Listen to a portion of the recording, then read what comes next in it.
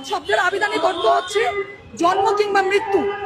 এই শব্দগুলো আমরা সাধারণ মানুষের জন্য ব্যবহার করি, কিন্তু আল্লাহ তাআলার রাসূল সর্বজগতের ঊর্ধ্বে, তিনি আমাদের মতো কোনো মানুষ নন। রাসূল সাধারণ মানুষের সাথে তুলনা হতে পারে না।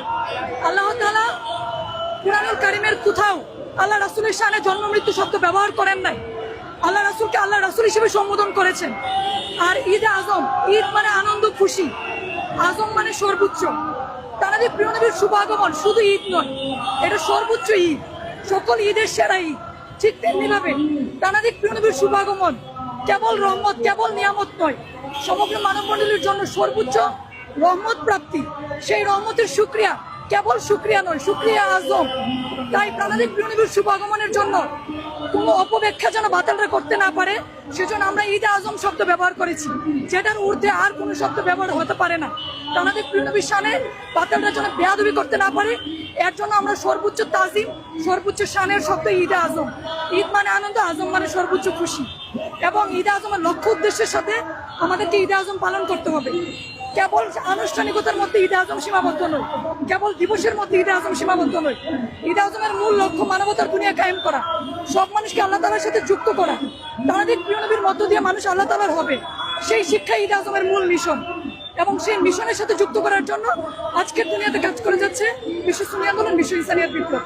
আর সেই মিশনকে সবার মাঝে তুলে ধরার জন্যই আজকে আমাদের এই ঈদ আজমের মহাসমাবেশ। সমগ্র সৃষ্টির জন্য আল্লাহ তাআলার সর্বোচ্চ দান, যে দান ব্যতি রেখে আমাদের অস্তিত্বই হয় না, সে মহান উপলক্ষের শুভ আগমন তথা ঈদে আজম।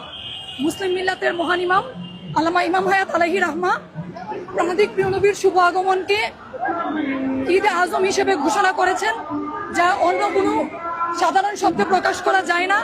কেননা আমরা বর্তমানে প্রাণাদিক প্রিয় নবীর শত্রু ওয়াহাবি সালাফি মওদুদি শিয়াবাদীরা, তারা ঈদে মিলাদুন নবী তথা জন্ম মৃত্যু বিভিন্ন আবিধানিক শব্দে ব্যবহার করছে, যা প্রাণাদিক প্রিয় নবীর শানে চরম বেয়াদবি।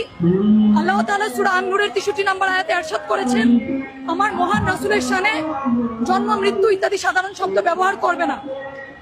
এবং আমরা দেখি যে বর্তমানে প্রাণাদিক প্রিয় নবীর শানে চরম মূর্খতা, চরম বেয়াদবি, এবং প্রাণাদিক প্রিয় নবীকে সাধারণ মানুষের সাথে তুলনা করা হয়, শানে রিসালাতের নবুয়তকে অস্বীকার করা হচ্ছে। আমরা মুমিন হিসেবে প্রাণাদিক প্রিয় নবীর শানে চরম বেয়াদবি সহ্য করতে পারি না। তাই প্রাণাদিক প্রিয় নবীর শুভ আগমনকে সর্বোচ্চ তাজিম, সর্বোচ্চ শান হিসেবে যে শব্দ ব্যবহার করা যায়, সেটাই মূলত ঈদে আজম। ঈদ আজমের মধ্য দিয়ে, প্রাণাদিক প্রিয় নবীর শুভ আগমনের মধ্য দিয়ে সত্য সুবিচার, মানবতা অধিকারের দুনিয়া কায়েম হয়েছে। মিথ্যা অবিচার, জুলুম শোষণ থেকে সমগ্র মানব মণ্ডলীকে উদ্ধার করা হয়েছে।